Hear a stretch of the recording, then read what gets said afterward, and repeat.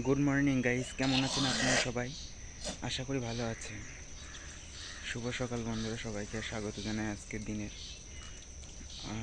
আসলে আমার শরীরটা তো খারাপ, আমি কদিন ভিডিও বানাতে পারি না, কিচ্ছু করতে পারি না।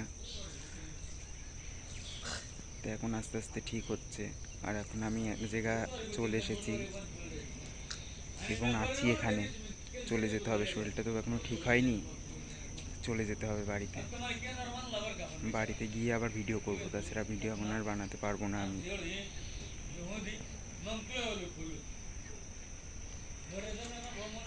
দেখুন, পুরো পাহাড় এলাকায় আছি তো, পুরো পাহাড়, পুরো জঙ্গল, কোনো দিকে কিচ্ছু নাই, শুধু জঙ্গল আর জঙ্গল।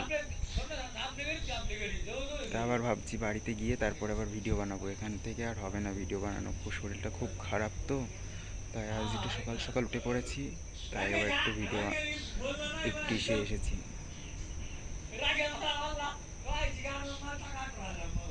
ভিডিও ভিডিও বানাতে তো আমারও খুব ভালো লাগে, কিন্তু এখন শরীরটা খারাপ, ভিডিও বানাতে পারছি না। কী করবো বলো তো? কী করবো? আমি জানতাম না যে আমার শরীরটা খারাপ হবে, তাহলে তো আমি আর আসতাম না। জানতাম না যে শরীরটা খুব খারাপ হবে, ভীষণ খারাপ শরীর। তো বাড়িতে যাব, বাড়িতে গিয়ে ভিডিও আবার শুরু করব, ঠিক আছে? তো তোমরা আমার পাশে থেকেও কিন্তু, ঠিক আছে? ছোট্ট একটা চ্যানেল, আমার নাম সৌরভ সরকার। ছোট্ট একটা চ্যানেল, শুধু খুলেছি 1 মাস হলো। তা তোমরা কিন্তু আমার পাশে থেকো, ঠিক আছে?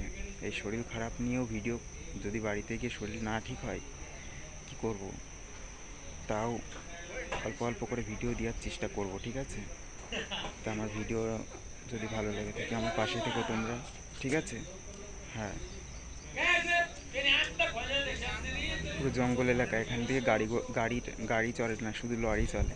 রাস্তা দিয়ে শুধু লরি চলে। তা বাড়িতে যাওয়ার টিকিট এখনও করতে পারিনি, এখন দেখি।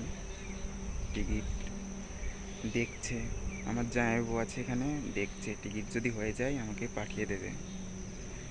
এখন কনফার্ম টিকিট ছাড়া উঠতেও দিচ্ছে না ট্রেনে। কী সমস্যার ভিতরে পড়েছি বলো তো? হ্যাঁ, খুব সমস্যার ভিতরে আছি আমি এখন। বাড়ির থেকেও খুব চিন্তা করছে আমাকে নিয়ে। বাড়িতে আমি সবার ছোট একমাত্র ছেলে আমি। আশা করে ছোটোবেলা থেকে খুব আদরে বড় হয়েছি তো, এত এত চাপ কখনো পাইনি যে, তার জন্য বাড়ি থেকেও খুব চিন্তা করছে। সব থেকে ছোট বোঝই তো, একটু আদরেরই হয়। আমি এখানে ভিডিওটা শেষ করলাম, ঠিক আছে? আমার শরীরটা ভালো না, দাঁড়াতে পারছি না।